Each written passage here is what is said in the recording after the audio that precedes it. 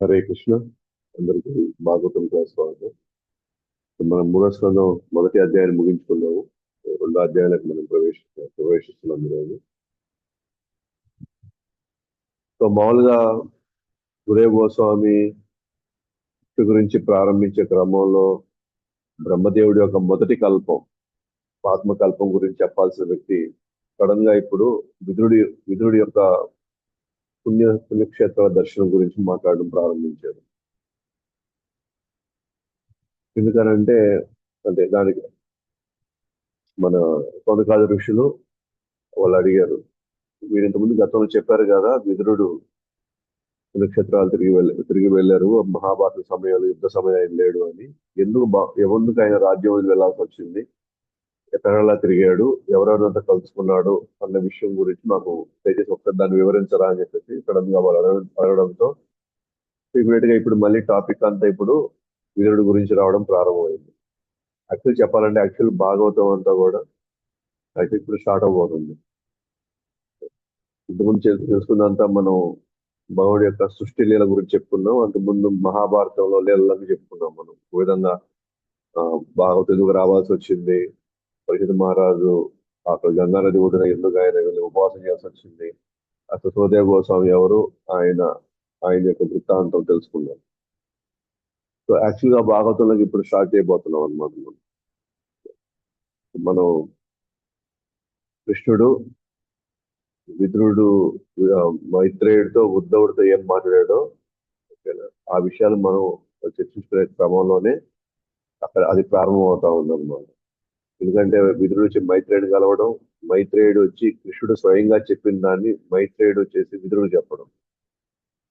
కాబట్టి ఇప్పుడు విదురుడు ఎవరోని కలుసుకున్నాడు అనే పాయింట్ వచ్చేసరికి విదురుడు చేసి మైత్రేయుడిని ఉద్ధవుడు కలుసుకున్నాడు. ఆ మైత్రేయుడు ఏదైతే విన్నాడో కృష్ణుడి దగ్గర నుంచి భాగవతం విన్నాడో, సో ఆ భాగవతం దృష్టిలో పెట్టుకొని మైత్రేయుడు విదురుడు అడిగిన ప్రశ్నలకి సమాధానం చెప్తాడు. అయితే విదురుడు ఏమేమి ప్రశ్న అడుగుతున్నాడు అని అంటే, పరిషత్ మహారాజు ఏం ప్రశ్న అడిగాడు సుఖదేవ గోస్వామిని, అదే సుఖదేవ గోస్వామి అంటాడు, నువ్వు అడిగిన ప్రశ్నలే విదురుడు అడిగాడు మైత్రేయ మునిని. కాబట్టి విదురుడు మైత్రేయ మధ్య జరిగిన సంవాదం ఏదైతే ఉందో అదే నువ్వు అడిగిన ప్రశ్నలు కూడా అక్కడే సమాధానాలు అన్ని ఉన్నాయని చెప్పేసి ఆ క్రమంలో చెప్పే క్రమంలోనే విదురుడు మైత్రేయుడు వీరందరూ సంవాదం వస్తుంది అనమాట. అంటే మనం ఇప్పుడు యాక్చువల్ గా మైత్రేయుడితో కృష్ణుడు ఏం మాట్లాడాడో వాటి గురించి చర్చించుకోవడానికి ఆ పరిస్థితుల్లోకి వెళ్తున్నాం అనమాట మనం.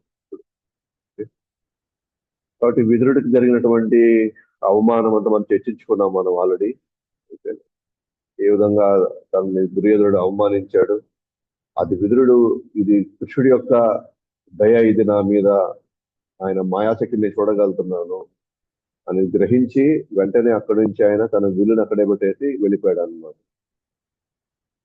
సో ఆ తర్వాత ఆయన సకల తీర్థయాత్రల్ని దర్శించుకుంటూ తర్వాతకి ఆ ప్రభాస్ క్షేత్రం చేరుకున్నాడు. ఆ ప్రభాస్ క్షేత్రంలో ఆయన ఉద్ధవుడిని కలుసుకోవడంతో ఉద్ధవుడిని అనేక ప్రశ్నలు అడగడం ప్రారంభించాడు. కృష్ణ బలరాములు ఎలా ఉన్నారు, యదువులు ఎలా ఉన్నారు, అలాగే కురువులు, అంటే కురు వంశంలో పాండవులు ఉన్నారు, కౌరవులు ఉన్నారు. ముఖ్యంగా పాండవుల గురించి అడిగారు. సో ఆయన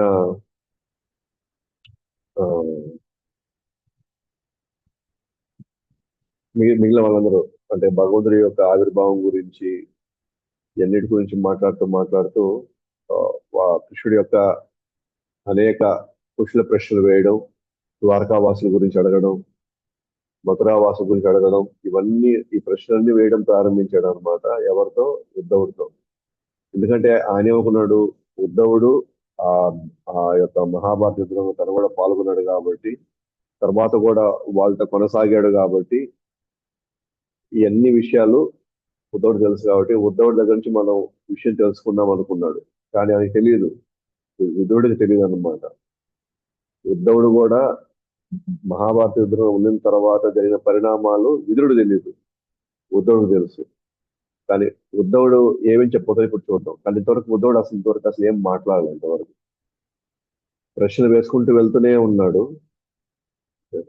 కానీ ఉద్ధవుడి నుంచి ఇంకా సమాధానం, ఎందుకు ఉద్ధవుడి దగ్గర నుంచి వెంటనే సమాధానం రాలేదు, ఎందుకు కొంత సమయం పట్టింది అనేది మనం చూస్తాం అనమాట. తర్వాత ఉద్ధవుడు తను ఏ విధంగా స్మరించుకుంటున్నాడు కృష్ణుడు గురించి. సో అవన్నీ కూడా మనకు రెండో అధ్యాయంలో మనం చూస్తాం అనమాట. సో రెండో అధ్యాయంలో సో ఉద్ధవుడు యొక్క ఉన్నత స్థితి, ఉద్ధవుడు ఇప్పుడు ఏ స్థితిలో ఉన్నాడో చైతన్యం పరంగా మనం ఆల్రెడీ చెప్పుకున్నాం. ఉద్ధవుడుకు కృష్ణుడిని కానీ ఇద్దరు కానీ పెట్టుకుని ఇద్దరిని కానీ పక్కన పక్కన పెడితే మనం నిజంగా గ్రహించలేము అనమాట కృష్ణుడు ఎవరో ఉద్ధవుడు ఎవరో అని. ఎందుకంటే ఇద్దరు వాళ్ళ యొక్క ఆకారం కావచ్చు, వాళ్ళ రూపం కావచ్చు, ఇంచుమించు ఒకటిగానే ఉంటుంది. అంటే ఉద్ధవుడు కృష్ణుడి గురించి ఆలోచిస్తూ ఆలోచిస్తూ ఆలోచిస్తూ కృష్ణుడి యొక్క స్మరణలోనే ఉంటూ ఉంటూ తన యొక్క తీరు కూడా మారిపోయింది అనమాట కృష్ణుడి లాగానే. అండ్ కేవలం శారీరకంగా కాదు, మానసికంగా కూడా తన యొక్క స్థితి ఎలా ఉంది, నిరంతర కృష్ణుడి స్మరణలో తాను ఉండడం అనేది. ఎందుకంటే మనకు తెలుసుకోవాలి, అంటే ఉద్ధవుడి యొక్క స్థితి ఏంటి, ఉద్ధవుడు కృష్ణుడి యొక్క స్నేహితుడిగా, ఉద్ధవుడు ఉద్ధవుడి యొక్క భక్తి ఏ స్థాయిలో మనం తెలుసుకోవాలన్నమాట. ఎందుకంటే కృష్ణుడు లాగానే విధుడు ఉంటాడు కాబట్టి అందుకనే ఉద్ధవుడిని పంపించాడు అన్నమాట బృందావనానికి, గోపికల్ని సముదాయించడానికి. ఎందుకంటే కొంచెం ఉద్ధవుడిని చూస్తే కొంచెం కృష్ణులాగా కనిపిస్తాడు కాబట్టి వాళ్ళకు కూడా కొంచెం ఉపశమనం ఉంటుంది, కృష్ణుడు చూసినట్టే వాళ్ళు భావిస్తారు కాబట్టి. కొంతవరకు రెండవది ఏంటంటే ఉద్ధవుడి యొక్క గర్వం తగ్గించడానికి కోసం కూడా ఉద్ధవుడిని పంపించాడు అనమాట బృందావనానికి. సో ఉద్ధవుడిలో ఒక గర్వం అంటే అదే మనలాగా గర్వం కాదు. ఉద్ధవుడికి ఇదేంటంటే నాకంటే కృష్ణుని అర్థం చేసుకున్నటువంటి భక్తులు ఈ ప్రపంచంలో ఇంకెవరు లేరు అన్న భావం అతను అనమాట. అంటే నాకంటే గొప్ప భక్తుడు ఇంకెవరు లేరు అంటే, నాకు తన మనసు తెలిసినంతగా ఇంకెవరూ లేరు అనే భావం తనకుంది కాబట్టే, కాదు నైనా నీకంటే ఇంకా గొప్ప భావన అక్కడ గోపికలకు ఉంది, నీకంటే ఇంకా చాలా మంది గొప్ప భక్తులు ఉన్నారు అని తనకు నిరూపించడం కోసం. రెండోది ఆ ఉద్ధవుడిలో ఇంకా వినమ్రత పెంచడానికి. కాబట్టి ఆయన్ని రెండు కారణాల ద్వారా పంపిస్తాడు అనమాట బృందావనానికి. అంటే అంటే గోపికలు ఎట్లాంటి ఒక విరహ వేదన, ఆ వియోగాన్ని వాళ్ళు ఎలా భరించారో అది కృష్ణుడికి తెలుసు బాగా. వాళ్ళు ఎంత కష్టంలో ఉంటారో, వాళ్ళ ప్రాణంతో ప్రాణంగా ప్రేమించే కృష్ణుడు వాళ్ళ దగ్గర లేకపోతే వాళ్ళు ఏ విధంగా వాళ్ళు తీవ్రమైనటువంటి ఆందోళనకి, బాధకి గురవుతారని తెలుసు కాబట్టి ఉద్ధవుడిని పంపించడానికి రెండు కారణాలు. ఒకటి ఆయనలాగే ఉంటాడు, రెండు ఉద్ధవుడి యొక్క ఆ ఆలోచన ఏదైతే ఉందో, నాకంటే కృష్ణుడిని తెలుసుకున్న వ్యక్తులు, కృష్ణుని అర్థం చేసిన వ్యక్తులు ఇంకెవరూ లేరు అని తన ఆ భావన ఉంది కాబట్టి అది తగ్గించడానికి కూడా, తనకి నేర్పించడానికి కూడా, అంటే గోపికల ప్రేమ ఏ స్థాయిలో, గోపికల యొక్క స్థానం ఏ స్థాయిలో తెలుసుకోవడానికి కూడా ఉద్ధవుని అక్కడ పంపిస్తాడు అనమాట. అప్పుడు ఉద్ధవుడు గ్రహిస్తాడు, నేను అసలు నేను పనికిరాను అసలు కృష్ణుడిని అర్థం చేసుకోవడంలో. గోపికలు ఉన్న స్థితి స్థానము నేను వాళ్ళ పాద ధూళికి కూడా నేను సరి సమానం నేను కాలేను అన్న విషయం తను గ్రహిస్తాడు అన్నమాట. అందుకే తాను బృందావనంలో నేను ఒక గడ్డి పూచగానే నేను ఇక్కడ మొలిస్తే చాలు, అట్లా కృష్ణుడి అట్లా గోపికల పాద ధూళి కొద్దిగా నాకు అంటుకున్నాగా నాకు చాలు, నేను నా జీవితం ధన్యమైపోయినట్టు అని చెప్పేసి, నాకు అటువంటి ఒక జన్మ కావాలి, అటువంటి వరం కావాలని చెప్పేసి కోరుకుంటున్నాను. అంటే ఈ బ్యాక్గ్రౌండ్ మీకు ఎందుకు ఇస్తున్నానంటే ఉద్ధవుడి యొక్క స్థితిని తెలుసుకోవడానికి, అతని యొక్క ఆధ్యాత్మిక స్థితిని తెలుసుకోవడానికి ఇది మనకు అవసరం అన్నమాట. కాబట్టి విదురుడు ప్రియమైన కృష్ణుడి గురించి విచారించినప్పుడు ఉద్ధవుడు భగవంతుడి స్మరణలో ఆందోళన కారణంగా వెంటనే సమాధానం ఇవ్వలేకపోయాడు. ఉద్ధవుడి యొక్క స్మరణ చాలా గాఢమైంది అనమాట. కృష్ణుడి గురించి తీవ్రంగా లోపల స్మరణ జరుగుతా ఉంది. కృష్ణుడి యొక్క పాద పద్మాలకు సంబంధించినటువంటి ఆ యొక్క ఆ స్మరణ చాలా గాఢంగా ఉంది, చాలా తీవ్రంగా ఉంది. పూర్తిగా లోపల నిమగ్నం అయిపోయాడు. అంటే ఎప్పుడైతే విదురుడు చూసి కృష్ణుడి గురించి, కృష్ణ బలరాములు ఎలా ఉన్నారు అన్న ప్రశ్న, కృష్ణ అన్న పదం వినంగానే, ఆ పేరు వినంగానే వెంటనే ఆలోచనలన్నీ కూడా స్మరణలోకి వెళ్ళిపోయినాయి. ఏ స్మరణలోకి వెళ్ళిపోయినాయి? కృష్ణుడి యొక్క లీలలోకి వెళ్ళిపోయినాయి అని. కృష్ణుడి యొక్క అందం గురించి, కృష్ణుడి యొక్క ఆ రూపం మీద, కృష్ణుడి యొక్క పాద పద్మాల మీద, కృష్ణుడి యొక్క వేషం మీద ఒక్కసారిగా ఆలోచనలన్నీ మొత్తం అట్లా ఒక సుడిగుండలా తిరిగినాయి అనమాట మొత్తం. ఎందుకంటే ఎవరి మీద అయితే మనకి ఒక గాఢమైనటువంటి ఒక ప్రేమ ఉంటుందో వాళ్ళ పేరు వింటే వాళ్ళతో మనకున్న సంబంధాలు, వాళ్ళ యొక్క రూపము, వాళ్ళ మాటలు, వాళ్ళ యొక్క వాళ్ళ యొక్క తీరు అన్ని మనకు గుర్తొస్తాయి అన్నమాట మనకి. అది నిజమైనటువంటి గాఢమైనటువంటి ఒక ప్రేమ అది. అందుకే ఇక్కడ కూడా ఉద్ధవుడి యొక్క అదే స్థితి ఎట్లా ఉందంటే కృష్ణ అనే పేరు అనగానే మొత్తం లోపల ఆయన మనసంతా కూడా కృష్ణుడి యొక్క స్మరణ నిండిపోయింది అనమాట. నిండిపోయి ఆయన భావోద్వేగానికి గురి అయిపోయాడు ఆయన వెంటనే. అందుకే ఆ విదురుడనే ప్రశ్నలన్నిటికీ ఆయన సమాధానం వెంటనే ఇవ్వలేకపోయాడు. ఎందుకంటే అది కోలుకోవడానికి టైం పట్టింది అతనికి. ఎందుకంటే చిన్నప్పటి నుంచి కృష్ణుడి యొక్క విగ్రహం ఆరాధనలో నిమగ్నమైనప్పుడు ఆకలి తప్పికుండా వేసేవి కాదు. కృష్ణుడి యొక్క విగ్రహాలు అంటే చిన్న చిన్న బొమ్మలు, కృష్ణుడి రూపంలో ఉండే బొమ్మలతో ఆయన ఆడుకుంటూ ఆడుకుంటూ అతను ఆకలి దప్పులు కూడా వేసాడు కదా. వాళ్ళ తల్లి రానైనా వచ్చి తిందు అంటే అసలు అతనికి ఆకలి వేసేది కాదు. అంత గాఢంగా తన యొక్క స్మరణ ఉండేదన్నమాట. చిన్నపిల్లలకి ఆటల్లో నిమగ్నం అవుతారు, కానీ ఇక్కడ ఉద్ధవుడికి కృష్ణుడి రూపం మీద, కృష్ణుడి యొక్క నామం మీద, కృష్ణుడి యొక్క లీలల మీద పూర్తిగా లోపల నిమగ్నం అయిపోయాడు. అది చిన్నప్పటి నుంచి తనకున్నటువంటి ఆ, అంటే తన జీవితం అలా ముడిపడిపోయింది కృష్ణుడి యొక్క స్మరణలో. కాబట్టి ముసల్తనంలో ఉన్నప్పటికీ కూడా భక్తి ఏమాత్రం తగ్గలేదు. భగవంతుడి పేరు ఎత్తగానే ఆయన పాదవతాన్ని స్మరించుకోగలిగాడు. ఇప్పుడు ఉద్ధవుడు ముసలివాడైపోయాడు. ముసల్తనం అంటే కృష్ణుడు ఈ భూమి మీద 120 సంవత్సరాలు ఉన్నారు. 120 సంవత్సరాలు ఉన్నంత వరకు ఆయన యవనంలోనే ఉన్నాడు. అతనికి ముసల్తనం రాలేదు, కృష్ణుడికి ముసల్తనం రాదు. ఎందుకంటే ఆయన సచ్చిదానంద విగ్రహం అయింది. కాబట్టి కృష్ణుడు వయసు ఎంతో ఇంచుమించుగా ఉద్ధవుడు వయసు కూడా అంతే. కానీ ఉద్ధవుడు ముసల్తనం వచ్చింది ఉద్ధవుడు, ఎందుకంటే అతను జీవాత్మ. సో కాబట్టి ఆయనకి ముసల్తనం వచ్చింది. కానీ ఇప్పుడు ఉద్ధవుడు ముసల్తనంలో ఉన్నాడు. ముసల్తనంలో ఉన్నా సరే భక్తి ఏమాత్రం తగ్గలేదు. అంటే తన కృష్ణుడి మీద ఉన్న స్మరణ పెరుగుతూ వస్తుందే కానీ ఏమాత్రము అసలు తగ్గలేదు.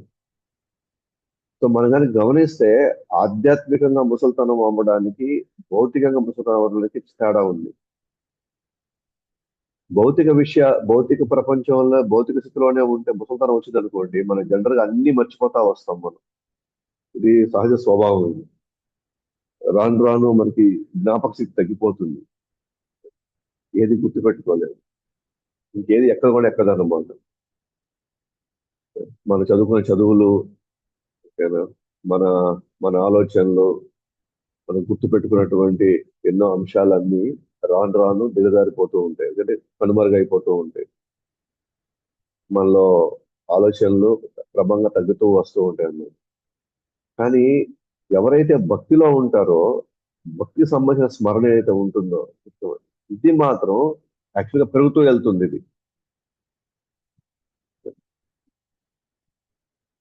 ఇది ఆ, ముసల్తనంలో ఎవరైతే చిన్నప్పటి నుంచి భక్తి చేసుకుంటూ ఉంటారో వాళ్ళకి యాక్చువల్ చెప్పాలంటే వయసు పెరిగే కొద్దీ ఇంకా కృష్ణుడికి సంబంధించిన ఆలోచనలు ఇంకా తీవ్రం అవుతూ ఉంటాయి అన్నమాట.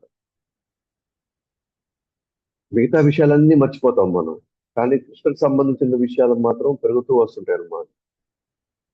కానీ ఉద్ధవుడు జనరల్గా అందుకనే ముసల్తనంలో అందరూ అనుకుంటారు ఆ మన ముసల్తనంలో మనం భక్తి చేసుకుందాం అనుకుంటారు. ముసల్తనంలో మనం భక్తి చేసుకోకూడదు. ఆల్రెడీ చేసుకున్న భక్తి ముసల్తనంలో అది తీవ్రం అవ్వాలి, ఇంకా గాఢం అవ్వాలి అన్నమాట. ఇంకా సో యాక్చువల్ అది పెరుగుతూ వస్తుంది. అది పెరుగుతూ రావాలి అని అంటే మనం చిన్నప్పటి నుంచి మనం చేసుకుంటూ వచ్చి ఉంటే ముసలితనంలోకి వచ్చేసరికి ఇంక మనకి వేరే ఆలోచన లేకుండా మన మన మనసంతా కృష్ణుడి సేవలో, కృష్ణుడి స్మరణలో మనకి నిమగ్నం అయిపోతుంది. మన దురదృష్టం ఏంటి అని అంటే మనం 60 సంవత్సరాల భక్తి స్టార్ట్ చేయాలనుకుంటాం, కానీ ఆల్రెడీ అప్పట్లో మైండ్ లో అప్పటికి అన్ని ఫిక్స్ అయిపోయినాయి అన్ని. ఈ భౌతిక ప్రపంచంలో ఏవైతే మనకు కావాల్సిన ఆ మోహము, మన పాత వాసనలు, మన అలవాట్లు, మన కట్టుబాట్లు అన్ని ఇప్పుడు ఒక గాఢంగా అవి తయారైపోయి వాటి నుంచి మనసు బయటికి రాలేకపోతుంది. అంత ఈజీ కాదు అసలు. అందుకనే మనకి ఏమన్నారు, చిన్నప్పటి నుంచే మనం భక్తి ఈ స్మరణలోకి రావాలి అని అంటారు. కానీ మనం ఏమంటాం, చిన్నప్పటి నుంచి వచ్చే ఎట్లాగా ఆ పనులు ఎవరు చేస్తారు, ఈ బాధ్యతను ఎవరు చేస్తారు, ఇదట్లా అదట్లా అంటున్నాం. మనము మన పనులు చేసుకుంటేనే ఎన్నో ఆలోచించుకోవట్లేదా మనం? మన బాధ్యతల నడుములో ఉంటూనే మనం ఎన్నో ప్లాన్లు చేసుకోలేదా, మన ఇల్లు కట్టుకోలేదా, పెళ్లిళ్ళు చేయలేదా, ఎన్నో ఎన్నో ఫంక్షన్స్ మనం చేయలేదా? ఇవన్నీ మనం బాధ్యతలు, మనం ఉద్యోగాలు చేసుకుంటూ వ్యాపారాలు చేసుకుంటూనే అన్ని చేసుకుంటూనే ఇవన్నీ చేశాం కదా. మరి అదే అదే అదే విధంగా మనం ఇవన్నీ చేసుకుంటూనే మన భక్తిని ఎందుకు చేసుకోలేము మనము? అంటే మన సొసైటీలో కావచ్చు, మన సమాజంలో ఒక నానుడు వచ్చేసింది అనమాట, భక్తి అంటే అరసతో చేయాల్సి. అప్పుడైతే అన్ని అయిపోతాయి, ఇంకెవరి గురించి ఏం ఆలోచించలేదు అని. ఇది చాలా పెద్ద పొరపాటు ఇది.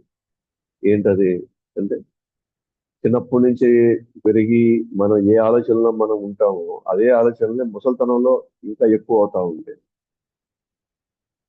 మీరు చూసారా, 60 సంవత్సరాలుగా మనకి కంగారు ఎక్కువైపోద్ది, భయం ఎక్కువైపోతుంది.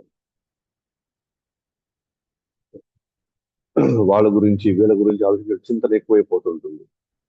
వాళ్ళు ఎలా ఉన్నారో, వీళ్ళు ఎలా ఉన్నారో, వాళ్ళకి ఏమైపోద్దో, మనకేమైపోద్దో. ఇంత డిస్టర్బెన్స్ మధ్య మనం భక్తి చేయగలుగుతామా అసలు? అవకాశం ఉందా మనకి అసలు?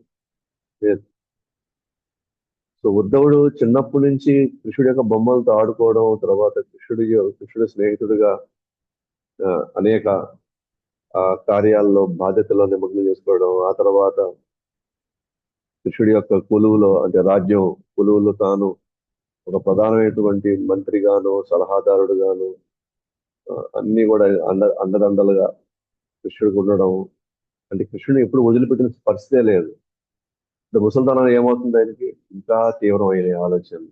అందుకే చూడండి, భగవంతుడి పేరు ఎత్తగానే ఆయన పాదపద్మాలను స్మరించుకోగలిగాడు. వెంటనే ముసల్తనంలో అంత త్వరగా ఒక పేరు చెప్పంగానే మనం మొత్తం మన ఆలోచనలంతా అటువైపు వెళ్ళాలి అని అంటే, లేదా ఆ వ్యక్తికి వెళ్తున్నాయి అంటే అర్థం ఏంటంటే, అతను చిన్నప్పటి నుంచి కృష్ణుడు స్మరణ తప్ప ఇంకేమీ అతనికి లేదనమాట.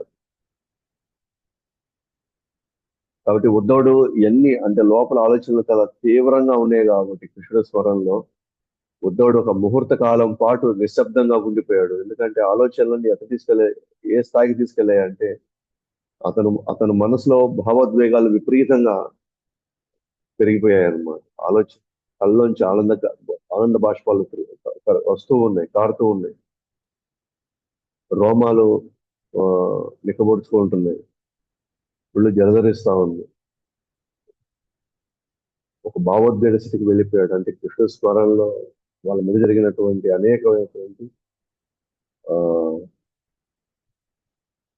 సన్నివేశాలని అతనికి గుర్తొచ్చాయన్నమాట. తనకి అన్ని, కృష్ణుడి హృదయం, కృష్ణుడి యొక్క రూపం అన్ని గుర్తుకొచ్చాయి. అందుకని ఒక ముహూర్త కాలం అంటే 48 నిమిషాలు ఒక ముహూర్తం అంటారు. 48 minutes, 40 నిమిషాలు ఒక ముహూర్తం. అందుకని విదురుడు ప్రశ్న అడుగుతూనే ఉన్నా సరే ఉద్ధవుడు ఈ స్మరణలో పూర్తిగా నిమగ్నం అవడంతో నోట్లోంచి మాట రావట్లే బయటికి. ఎందుకంటే లోపలంతా ఆ ఆనందంతో నిండిపోయింది అన్నమాట. లోపల ఆధ్యాత్మిక ఆనందం, లేదా కృష్ణుడి నుంచి దూరం అయిపోయిన ఒక బాధ. నేను ఈ ఆఖరి క్షణాల్లో నేను కృష్ణుడి దగ్గర నేను ఉండలేకపోయానే అనే ఒక బాధ, ఒక కలగనటువంటి ఒక భావోద్వేగం అనమాట. కాబట్టి ఉద్ధవుడు ఒక ముహూర్త కాలం పాటు నిశ్శబ్దంగా ఉండిపోయాడు. వియోగంలో భగవంతుడి పాదపద్మ స్మరణ నిమగ్నమైన కారణంగా ఆయన భక్తి భావోద్వేగాలు పెరుగుతూనే ఉన్నాయి మనకి. కాబట్టి యాక్చువల్గా చెప్పాలంటే ముసల్తనంలో ఆ, భక్తి భావోద్వేగాలు చాలా పెరుగుతూ వస్తాయి, వచ్చే అవకాశాలు ఉన్నాయి. మిగతావన్నీ మర్చిపోతాం మనం. అందుకనే మనకు ఆరోగ్యంగా ఉన్నప్పుడు, మనం సమయం అంత అనుకూలంగా ఉన్నప్పుడు, మనకి అన్ని ఒక పద్ధతిలో జరుగుతూ ఉన్నప్పుడే మనం ఎక్కువ స్మరణ చేయాలి, ఎక్కువ జపం చేయాలి, ఎక్కువ సేవ చేసుకోవాలి. ఇవి అన్నీ రేపు మనం 65, 70 సంవత్సరాలు వచ్చినప్పుడు మన ఈ ఆలోచనలే రేపు మనల్ని కాపాడతాయి అన్నమాట. మనం ఆ, చివరి క్షణంలో మన కంట్రోల్లో లేకుండానే, మన కంట్రోల్ చేయకుండానే మనసు ఆల్రెడీ కృష్ణుడి యొక్క నీళ్ళలోకి వెళ్ళిపోతూ ఉంటుంది. కాబట్టి ఉద్ధవుడి యొక్క భావోద్వేగాలు పెరుగుతూనే ఉన్నాయి తప్ప తగ్గలేదు. అంటే ముసలితనంలో మిగతా అన్ని తగ్గిపోతా వస్తాయి. సో మన శక్తి క్షీణించిపోతుంది, ఓపిక క్షీణించిపోతుంది, మన ఆలోచనలు అంటే స్మరణ మామూలుగా తగ్గిపోతూ వస్తున్నాయి, శరీరం క్షీణించిపోతుంది, పళ్ళు ఇదైపోతాయి, వినికిడి తగ్గిపోతుంది, చూపు తగ్గిపోతుంది, మనం నడవడం, మాట్లాడడం అన్ని తగ్గిపోతూ వస్తాయి. కానీ ఒక భక్తి భావోద్వేగాలు మాత్రం పెరుగుతూ వస్తాయి అన్నమాట. అంటే మనకి పర్ఫెక్ట్ గా డిజైన్ చేయబడింది, మన జీవితం కూడా పర్ఫెక్ట్ గా డిజైన్ చేసింది. అందుకనే మొదట్లో బ్రహ్మచారి, ఆ తర్వాత గృహస్థ, ఆ తర్వాత వానప్రస్థ, ఆ తర్వాత సన్యాస. అసలు గృహస్థ జీవితంలో కొద్దిగా కష్టంగా ఉంటుంది, ఎందుకంటే అన్ని బాధ్యత. తర్వాత వెంటనే వానప్రస్థంలో మళ్ళీ దాన్ని తీవ్రతరం చేసుకోవాలి. మళ్ళీ మనం భగవానుడి యొక్క స్మరణ తీవ్రతరం చేసుకోవాలి. అప్పుడు మరణ సమయంలో మన కృష్ణుడు తప్ప ఇంకెవ్వరు మనకు గుర్తురారు. కాబట్టి ఉద్ధవుడిలో ఆ లక్షణాలు గమనించిన విదురుడు భగవంతుడి ప్రేమలో పరిపూర్ణం చెందాడని అర్థమైంది. విదురుడు కూడా అర్థమైపోయింది, ఓ ఉద్ధవుడు చాలా ఆధ్యాత్మికంగా చాలా ఉన్నత స్థితిలో ఉన్నాడు అని. తన తన దగ్గరే ఉండి తన భావాలని చూస్తున్నాడు, భౌతికంగా అన్ని గమనించగలుగుతున్నాడు. ఉద్ధవుడిలో ఏం జరుగుతూ ఉంటుంది ఈ టైంలో, ఆ లక్షణాన్ని గమనించాడు, అర్థమైపోయింది ఉద్ధవుడు ఆ పరిపూర్ణ స్థితిలోకి వెళ్ళిపోతున్నాడు అని. భగవుడి ప్రేమలో పూర్తిగా నిమగ్నం అయిపోయాడు. వాడి ఉద్ధవుడు ఇప్పుడు సాధారణ స్థితిలోకి తిరిగి వచ్చి విదురుడికి సమాధానం ఇవ్వసాగాడు. అంటే టైం పట్టిందనమాట. ఆ భావోద్వేగాలన్నీ కూడా ఆ మొత్తం కొద్దిగా తాను కంట్రోల్ చేసుకుంటూ క్రమంగా తాను నార్మల్ సాధారణ స్థితికి వచ్చేసాడు అనమాట. సో విదురుడు అడిగే ప్రశ్నలకి సమాధానం ఇవ్వడం. అప్పుడు ఆయన మాట్లాడడం ప్రారంభించాడు. ఏమని ఫస్ట్ అడిగాడు కదా, కృష్ణ బలరాములు ఎలా ఉన్నారని, దానికి సమాధానం ఇవ్వడానికి ప్రయత్నిస్తాడు అనమాట. కృష్ణుడనే సూర్యుడు అస్తమించాడు, మా ఇంటిని కాలం అనే సర్పం మింగేసింది, ఇక మా బాగోగుల గురించి ఏమని చెప్పాలి అంటే. మిత్రుడికి ఇప్పటివరకు తెలియదు యాక్చువల్గా కృష్ణుడు కూడా వెళ్ళిపోయాడు అని. అందుకనే ఉద్ధవుడు కనపడగానే ఫస్ట్ అడిగింది కృష్ణుడు ఎలా ఉన్నాడు అని అడిగాడు. మీరు కానీ గమనిస్తే మనం ప్రస్తుతం 13వ అధ్యాయంలో అదే విదురుడు తిరిగి వచ్చిన తర్వాత హస్తినాపూర్కి తిరిగి వచ్చిన తర్వాత ధర్మరాజు అడుగుతాడు, ఆ, అంటే మీరు రావాక్షేత్రం అని తిరిగి ఉంటారు కదా, కృష్ణుడు ఎలా ఉన్నాడు అని, ద్వారకాల వాళ్ళంతా ఎలా ఉన్నారు అని అడిగాడు. విదురుడు అన్ని చెప్పాడు కానీ కృష్ణు గురించి మాత్రం చెప్పలా విదురుడు.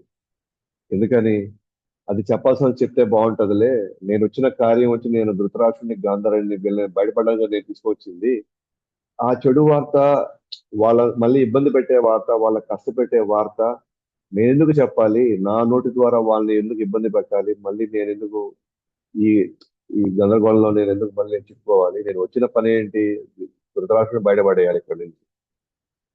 సో వాళ్ళకి ఒక గమ్యాన్ని నేను ఏర్పరచాలి. అంటే విదురుడికి తెలిసిపోయింది ఆ, కృష్ణుడు లేడు అని. కానీ అది ఎలా తెలిసింది అని అంటే ఉద్ధవుడు చెప్పాడు అనమాట.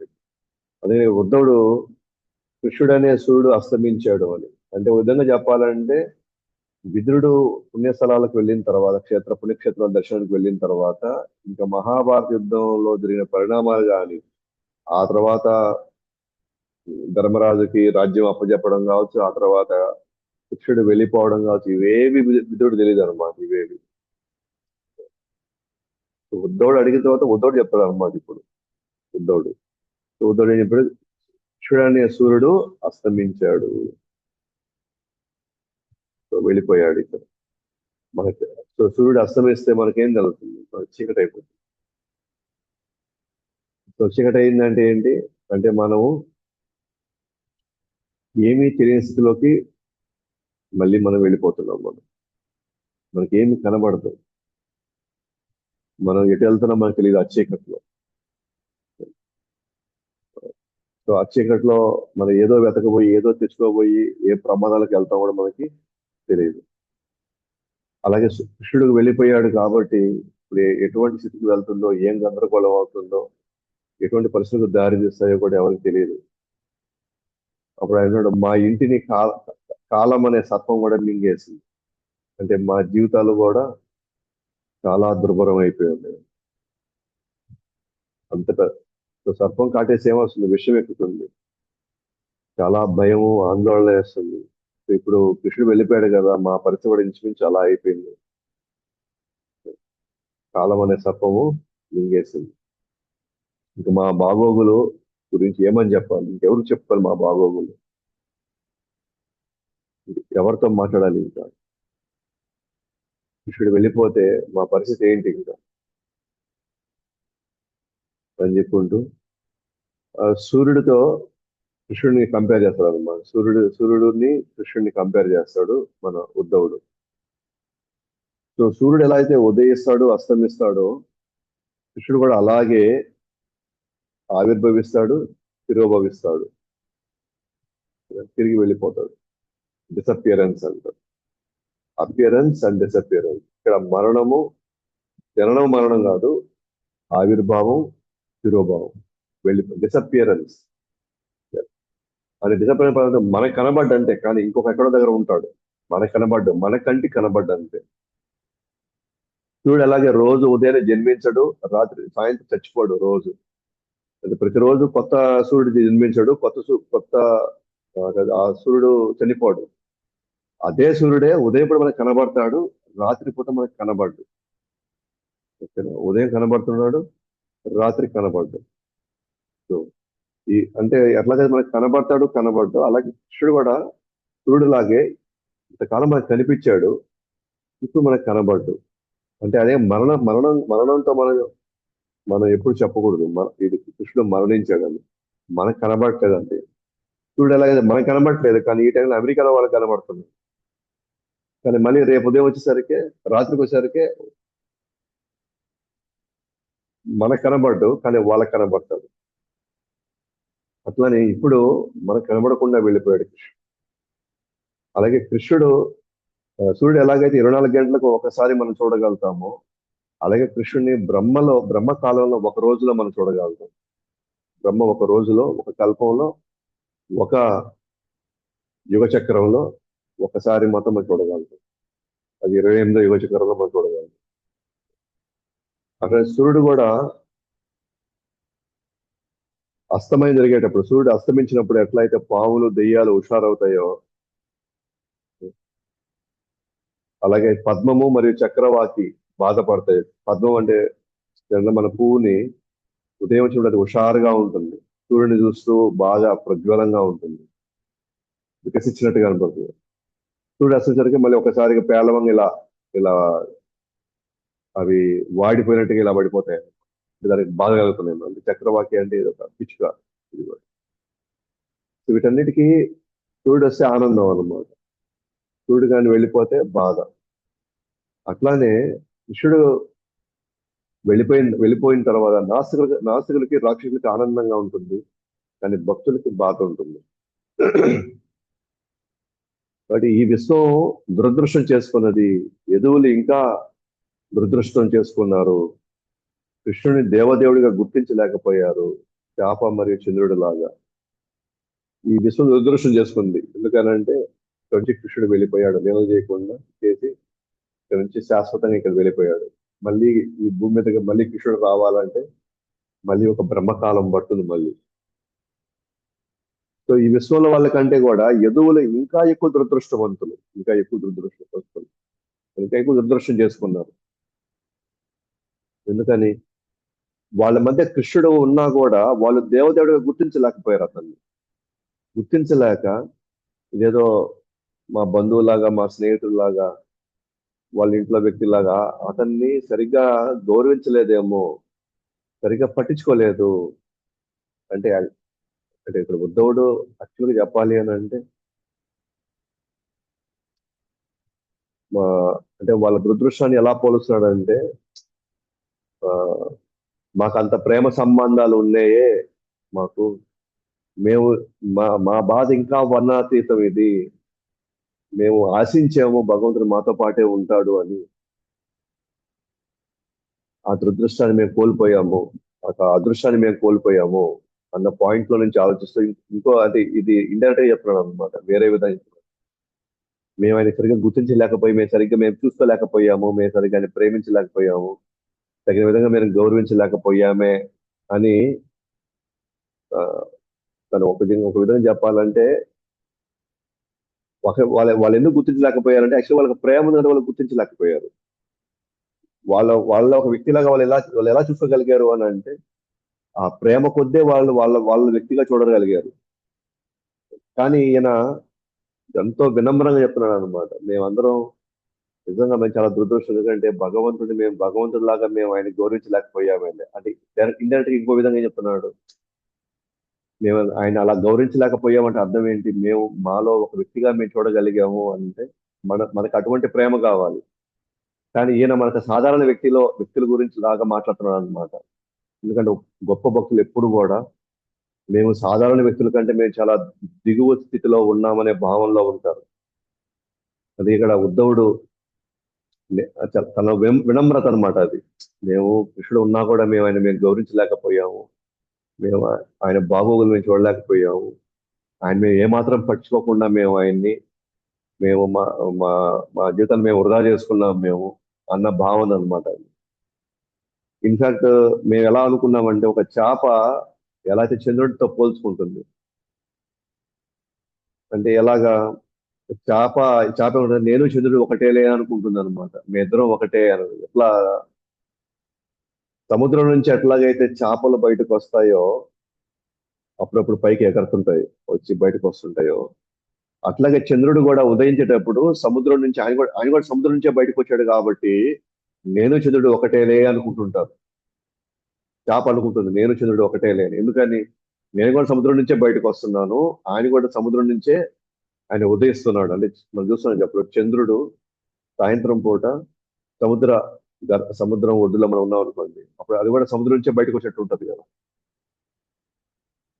అప్పుడు చేప ఏమనుకుంటుంది అంటే, అరే నేను చంద్రుడు ఒకటేలే, ఎందుకంటే నేను సముద్రం నుంచే వస్తున్నాను బయటికి, చంద్రుడు కూడా సముద్రం నుంచే బయటకు వస్తున్నాడు కాబట్టి మీ ఇద్దరు ఒకటే. అలా అనుకుంటున్నారు యదువులు, మేము కృష్ణుడు ఒకటేలే అని. చేపల్లాగే ఎదురు కూడా అత్తయ్యగా అనుకున్నారు, అందుకే ఆయన పట్టించుకోలేదు. చేపలు అందుకే ఇప్పుడు మనలాంటి వాడే ఉన్నాడు అనుకోండి, మన ఇంట్లో వాడుగా మన బంధువులుగా ఉన్నాడు అనుకోండి, మనం పెద్ద పట్టించుకోం అతన్ని. కానీ అతను కానీ పెద్ద పేరు కానీ పెద్ద పెద్ద పేరు సంపాదించాడు అనుకోండి ఆ వ్యక్తి, అప్పుడు మనం ఏమంటాం, మావోడు అని చెప్పేసి అప్పుడు తగిన మర్యాదలు చేపిస్తాం మనం. అప్పుడు దాకా మనం ఏమనుకుంటాం, ఎంత గొప్పవాడైనా సరే మనం ఏమంటాం, "ఆయ్, ఇదంతా మన మనలాంటి వాడే, మనతో పాటు వాడే" అని మనం పెద్ద గుర్తించాం. కానీ బయట వాళ్ళు విపరీతంగా గౌరవిస్తారు, కానీ మనం పట్టించుకోమన్నమాట. అట్లనే ఇక్కడ కూడా మేము కూడా ఎదువులు అయి ఉండి మేము సరిగ్గా పట్టించుకోలేదు భగవంతుడిని, మేము కూడా మాలాంటి వ్యక్తిలాగా మేము అనుకున్నాము. ఒక చేప చంద్రుడు అనుకున్నట్టుగా నేను చంద్రుడు ఒకటేలే అన్నారు. కాదు, చేప వేరు, చంద్రుడు వేరు. చంద్రుడి యొక్క స్థితి వేరు, చంద్రుడి యొక్క స్థానం వేరు, ఆ, ఆ, చంద్రుడి యొక్క విలువ వేరు. అట్లాగే యదువులు దురదృష్టం కొద్దీ కృష్ణుడు మనవాడే అనే భావంలో ఆయన సరిగ్గా గౌరవించలేకపోయాం, సరిగ్గా ప్రార్థించలేకపోయాం, సరిగ్గా మేము పూజించలేకపోయాం, ఆయన దేవాదేవుడు అన్న విషయం గుర్తించలేకపోయాం మేము. అది అని తను ఒక వినమ్రంగా లోపల లోపల కుమిలిపోతున్నాడు అనమాట. మనకు చెప్తున్నాడు ఇట్లా, మేమంత దురదృష్టవంతులం మేము అని. కానీ యాక్చువల్ గా వాళ్ళ ప్రేమ అతీతమైంది. దేవస్య మాయయా స్పృష్ట ఏ చాన్యద్ అసదాశ్రితః భ్రామ్యతే దీర్ణ తద్వాక్యే ఆత్మని ఉక్తాత్మనో హరో.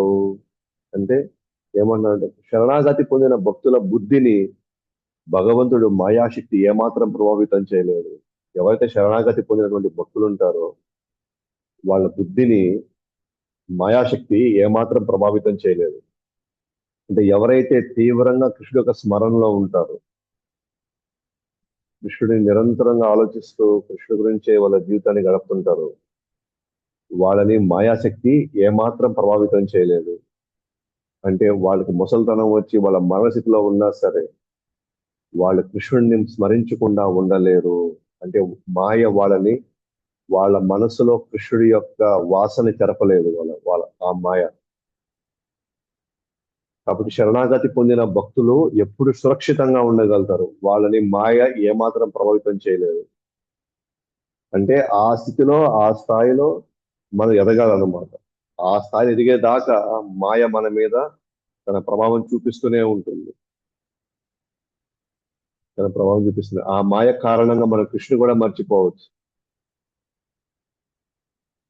అందువల్ల మనం శరణాగతి పొందడానికి ప్రయత్నించాలి. ఆ దిశగా మన అడుగులు పడాలి.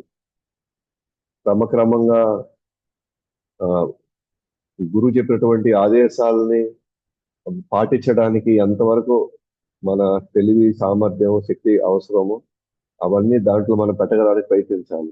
అప్పుడు మనం క్రమంగా శరణాగతి వైపు వెళ్ళడం ప్రారంభిస్తాము. అప్పుడు బుద్ధి అంతా కృష్ణుడి యొక్క ఆలోచనలతో నిండిపోతుంది. ఇంకా భగవంతుడిని మర్చిపోని పరిస్థితులు రాకుండా మనం చేసుకోవచ్చు. ఆయన మర్చిపోయే పరిస్థితులు రాకుండా చేసుకోవచ్చు మనం. మరి భగవంతుని మర్చిపోని పరిస్థితులు రావడం అంటే ఏంటి? మాయాశక్తి ఏమాత్రం దాని ప్రభావం అక్కడ లేదు అని అర్థం అక్కడ.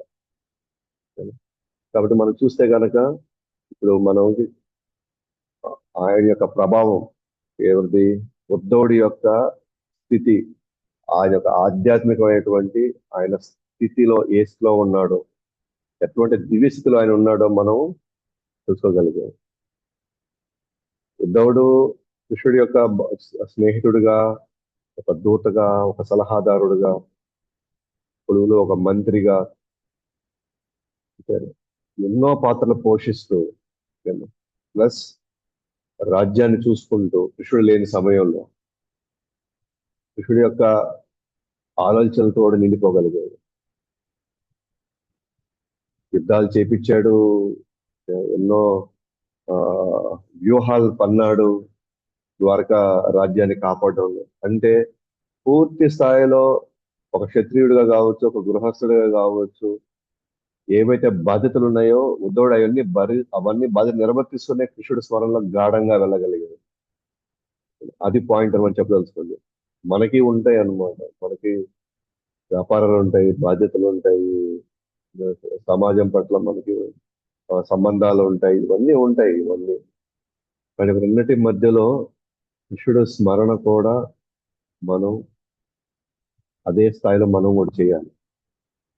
అలా చేయడానికి మనం చేసే ప్రయత్నం ఎక్కడ తీసుకెళ్తుందంటే, రేపు 60 సంవత్సరాలు దాటిన తర్వాత మన ఆలోచనలు తప్ప ఇంకా వేరే ఆలోచనల వైపు మన మనసు పోదన్నమాట.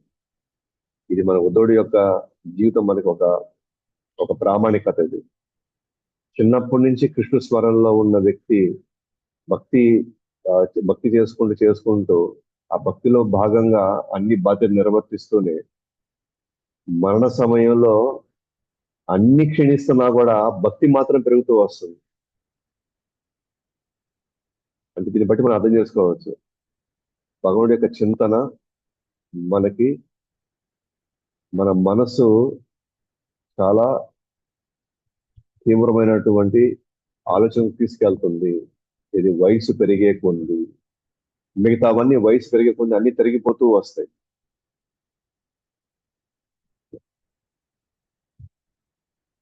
మిగతావన్నీ పెరుగుతూ వస్తాయి. కానీ భగవద్ చింతన మాత్రం, స్మరణ మాత్రం పెరుగుతూ వెళ్తుంది అన్నమాట. అందుకనే గతంలో కూడా మనం చెప్పుకున్నాం, భగవుడి యొక్క స్మరణలో ఎవరైతే పూర్తిగా నిమగ్నం అవుతారో వాళ్ళు మరణ సమయంలో మోసపోరు అన్నది. మోసపోరు అంటే అర్థం ఏంటంటే వాళ్ళు మళ్ళీ వేరే వాళ్ళ ప్రభావంలో పడరు, వేరే ఆలోచనలో వాళ్ళు పడరు. వాళ్ళు నిత్యం కృష్ణుడి స్మరణలోనే ఉంటారు. దానికి ఇప్పుడు మళ్ళీ మనకు ఉద్ధవుడు యొక్క ప్రామాణికత మనకి ఉదాహరణ. కాబట్టి మరణ సమయంలో భక్తి అంటే స్మరణ ఇంకా గాఢంగా అవుతా ఉంటుంది. కానీ అది మనం అంత ముందు జీవితంలో ముందు జీవితంలో ఏం చేసామో, మనం బాల్యంలో, యవ్వనంలో, మధ్య వయసులో ఉన్నప్పుడు మనకి ఎవరి ఆలోచనలతో ఎక్కువ ఉంటాయో ఆలోచనలు ఎక్కువ పెరుగుతాయి అన్నమాట ముసలితనంలో. ఎందుకంటే అందరికీ ఈ ఒక నానుడు ఉంది, ముసలితనంలో అన్ని అయిపోతాయిలే, ఆ తర్వాత మనం బలంగా మనం భక్తి చేసుకోవచ్చు అని. అసలు జరిగే పని కాదు. ఎందుకంటే 60 సంవత్సరాల లోపల జరిగినటువంటి ఏవైతే ఉన్నాయో అవి ఇంకా 10-20 సంవత్సరాలు అవి ఏం మారబోతాయి ఆలోచనలన్నీ. మన మన అలవాట్లు మారవు, మన మన సంస్కారాలు మారవు, తెచ్చుకున్న సంస్కారాలు మారవు, మన ఆలోచనలు మారవు, మనం మాట్లాడే తీరు మారదు. ఇవేమి మారవు మనకి. ఆ టైంలో మన శక్తి కూడా సరిపోదు అనమాట మానసికంగా వాటితో పోరాడడానికి కూడా.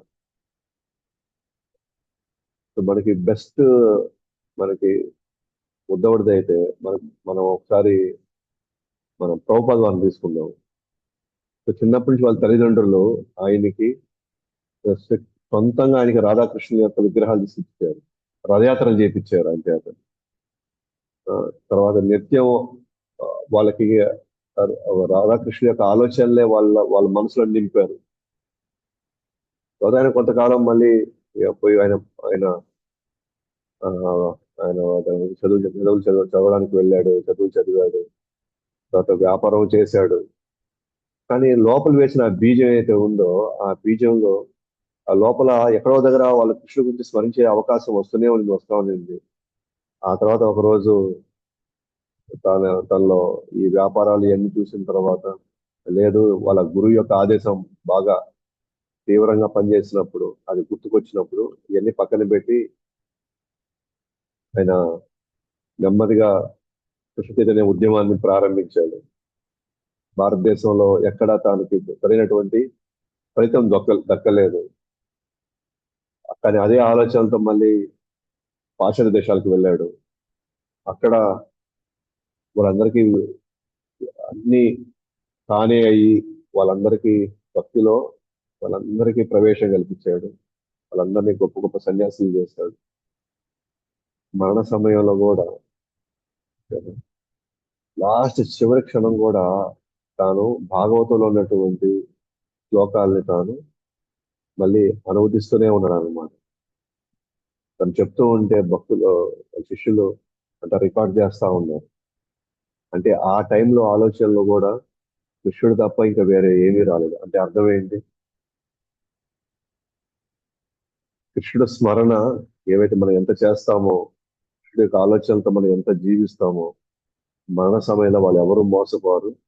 వాళ్ళు కృష్ణుడి గురించి తప్ప ఇంకెవరి గురించి ఆలోచించరు. కృష్ణుడి గురించి తప్ప ఇంకెవరి గురించి ఆలోచించలేదంటే ఇంకా వాళ్ళ యొక్క గమ్యం ఎలా ఉంటుంది, వాళ్ళ లక్ష్యం ఎలా ఉంటుంది, ఎక్కడికి వెళ్తారు వాళ్ళు? ఇంకా ఖచ్చితంగా కృష్ణ లోకానికే వెళ్తారు. సో కాబట్టి విదురుడు యొక్క ఆ, గమ్యం కన్ఫర్మ్ అయిపోయింది. సో ఆయన ఖచ్చితంగా వెళ్ళేది గ్యారంటీ. అయితే తర్వాత ఈ లోపల ఉద్ధవుడి యొక్క ఆలోచనలు ఏ విధంగా ఉన్నాయి, లోపల దేని గురించి ఆలోచిస్తున్నాడు? సో 10 మాటల్లో 8 మాటలు 9 మాటలు కృష్ణ గురించే మాట్లాడుతున్నాడు. ఇది కృష్ణ భక్తుడికి ఉండాల్సిన ప్రథమ లక్ష్యం ఏంటి అని అంటే, ఇది అతను ప్రథమ లక్ష్యం కాదు, లక్షణం. లక్షణం ఏంటి అని అంటే, కృష్ణ భక్తుడు ఎప్పుడు కృష్ణ గురించే మాట్లాడతాడు. ఇది మనకు ఉదాహరణ ఇది మనం. సో కాబట్టి మనకు ఉద్ధవుడి యొక్క స్థితి గురించి మనం ఈరోజు తెలుసుకున్నాం మనం. సో మిగిలింది ఆయన ఆలోచనలు ఈ దేని మీద ఉన్నాయి, ఎలా ఉన్నాయి, ఆయన ఆ, ఆయన యొక్క వ్యవహారం ఎలా ఉంది, సో అవన్నీ కూడా మనం రేపు చూస్తాం. చంద్ర శ్రీమద్ భాగవతంకి జయ, జగద్గురు శ్రీల ప్రభుపాద్కి జయ, అనంత కోటి వైష్ణవుకి జయ, జయ గౌతమ